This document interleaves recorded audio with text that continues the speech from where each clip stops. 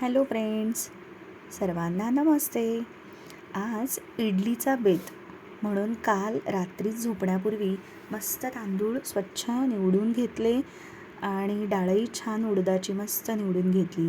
या पेल्याने 5 पेले तांदूळ आणि 2 भांडी डाळ, उडदाचीच डाळ फक्त, असं छान स्वच्छ निवडून घेतलं.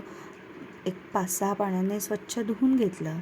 आता अधिश्रीला झाल्यात कांजण्या आणि तिला वावडं खायला द्या असं सांगतात सगळेच. म्हणजे काय तर ज्याच्यात उष्णता असेल असे पदार्थ खायला द्या.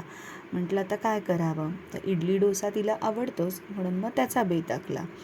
तसं तर बाकीच्याही गोष्टी देतीच आहे, जसं की उसाचा रस द्यावा म्हणतात ते दिलं, किंवा कच्चे शेंगदाणे द्यायचे असतात ते दिले, उडदाचा पापड दिला भाजून. पण तेवढंच मुलांच्या आवडीचा खाऊ असेल आणि बरं नसताना जर केला तर 2 घास जरा व्यवस्थित खाल्ले जातात. म्हणून मग म्हटलं चला इडलीचा भिजवूयात. तिला बरं नाही म्हणून तिच्या आजीला म्हणजेच माझ्या सासूबाईंना सांगितलं आणि त्या लगेच धावत पळत आल्या. खरंच हे एक गॉड गिफ्टच आहे मला. सकाळी उठल्यावर मस्त पटकन स्वतःचं आवरून घेतलं, आम्ही याला शाळेत पाठवलं, आदिश्रीचं चहा दूध उरकून घेतलं, सगळ्यांचा चहा झाला आणि स्वयंपाकघरात स्वयंपाकाची सुरुवात केली.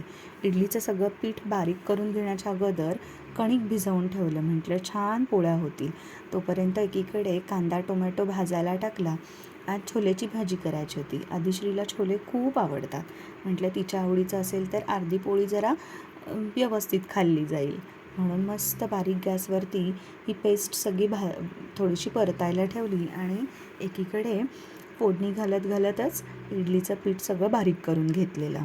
मस्तपैकी इडलीचं पीठ बारीक झालं आणि छान ठेवून दिलं बाजूला. मग भाजी फोडणी घातली, कुकर लावून घेतला, जरा भात छोले असं छान मस्त जेवणाचा बेत करावा म्हटलं. मस्त चमचमीत अशी भाजी केली.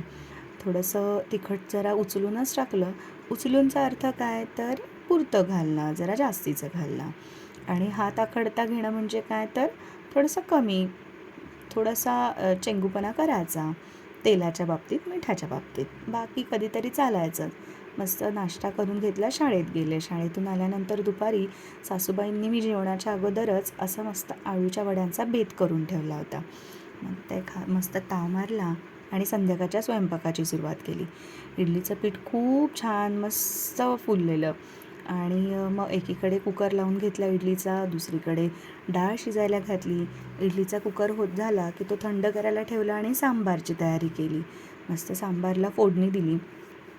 आलं लसणाची पेस्ट, जिरं मोहरी, थोडासा कांदा टोमॅटो असं छान परतायला ठेवलं आणि डाळ शिजवतानाच त्याच डाळीत 1 वाटी तूर डाळ तर अर्धी वाटी मूग डाळ घेतली आणि त्यात 1 टोमॅटो 1 कांदा चिरून घातला, थोडं तेल घातलं आणि हळद घालून मीठ घालून 3 शिट्ट्या कुकरच्या काढून घेतल्या. नंतर त्याच कुकरमध्ये मग ही फोडणी सगळी ओतून मस्त छान खळखळ अशा उकळी आणून घेतली. सांबार म्हणजे खूप छान लागतं. आज खरं मी त्यात गूळ किंवा चिंच वगैरे हे घालायला पूर्णपणे विसरले आणि विसरण्याच्या मागे कारण असं की आमच्याकडे तसं गोड आंबट असं नाही आवडत कोणाला, साधं जेवण आवडतं, त्यामुळे मग मी काही ते घातलं नाही. त्यानंतर एकीकडे नारळ वगैरे फोडून घेतला आणि मस्तपैकी चटणीची तयारी केली. सांबारमध्ये कढीपत्ता भरपूर सढळ हाताने घातला. कढीपत्त्याचं झाडच आहे, तेच खरं निसर्गाची इतकी सुंदर अशी देणगी की ती एक श्रीमंती माणसाकडे असायलाच हवी. मस्त दोन्हीकडे गॅस सुरू होते, मस्त खमंग फोडणीचा वास घरभर दरवळत होता.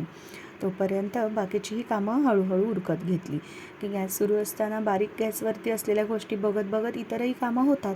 म्हणजे थोडं आपल्याला मॅनेज करणंही सोपं जातं आणि हातासरशी कामंही उरकत राहतात. मग इडली चटणीचा बेत म्हटल्यावर तेवढ्यावरती कुठे भागत आहे. मग त्याच्याबरोबर भात आला, त्याच्याबरोबर डोसा आला, मग उत्तप्पा आला. आम्ही अधिश्रीला प्लेन डोसे आवडतात म्हणून त्यांचं थोडंसं पीठ वेगळं करून ठेवलं आणि अधिश्रीच्या बाबांना उत्तप्पा आवडतो म्हणून त्याच्यासाठी पुन्हा वेगळा 1 कांदा टोमॅटो. आता हे झालं त्यांची नावं, पण त्यांच्याबरोबर सगळ्यांनाच 1 डोसा किंवा उत्तप्पा असेल तर जेवताना जरा मजा येते, म्हणून मग सगळ्यांसाठीच 1 डोसा उत्तप्पा करावा म्हटला. असा काहीतरी वेगळा सुट्टीतला बेत आहे म्हणून मग लगेच भावजाईची आठवण तर येतेच. मग त्यांनाही बोलवलं. मस्त शार्दूलबरोबर खेळत मस्त जेवण करण्याचा बेत होता. म्हणून मग चला म्हटलं हातासारखं उरकूयात म्हटलं तरी उशीर व्हायचा तो होऊनच गेला. पण ठीक आहे, काही हरकत नाही, कधीतरी थोडं घड्याळ पुढे मागे चालायचंच. आपण जेव्हा जेवतो ना तेव्हा खरंच त्या अन्नाचे कौतुक करा किंवा ज्या करणाऱ्या व्यक्तीला शाबासकीची थाप द्या. पहा ना किती मेहनत असते या सगळ्या गोष्टींच्या मागे. आजचा इडलीचा बेत त्याच्यासाठी काल रात्रीपासून ते भिजवा, बारीक करा, मग ते उन्हात ठेवा, सांबारची तयारी किंवा चटणी करा, या सगळ्या गोष्टी कराव्या लागत असतात. म्हणून थोडंसं स्वयंपाक करणाऱ्याचं कौतुक करावं. स्वयंपाक हा कधी फक्त चांगला वाईट नसतो.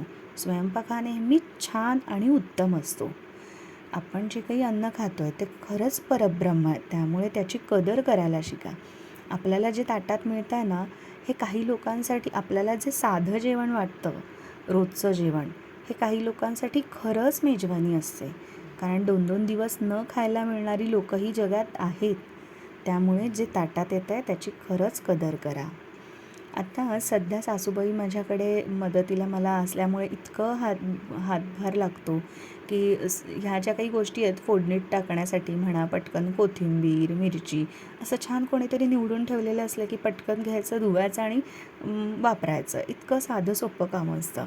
आपल्याकडे जी माणसं आहेत की नाही, म्हणजे आपल्या घरी असणारी एखादी वृद्ध व्यक्ती असेल किंवा सासू सासरे असतील, तर ते आहेत तोपर्यंत कदर करायला शिकूयात आपण. जेव्हा आपल्यापासून अशी माणसं दूर जातात ना, तेव्हा मग वाटतं की नाही किती मदत व्हायची. अगदी साधं आल्यानंतर हातात एखादा चहाचा कप मिळाला तरी किती छान वाटतं. मग यासाठीच माणसं जपणं खरंच गरजेचं आहे. नाहीतर वेगळ्या काय गोष्टी आपण घेऊन जाणार आहोत.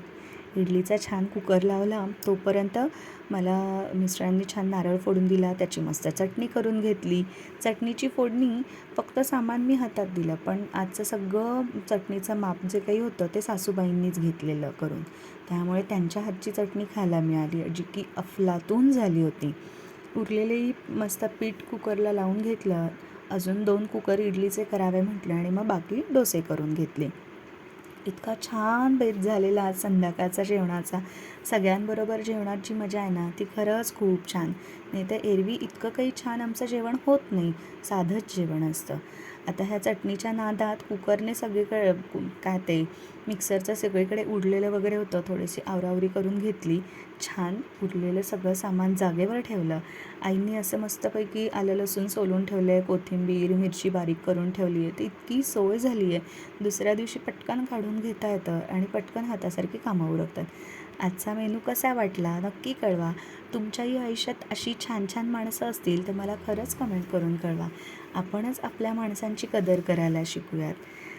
आजच्यापुरतं इतकंच होतं. Tata bye bye, see you, thank you.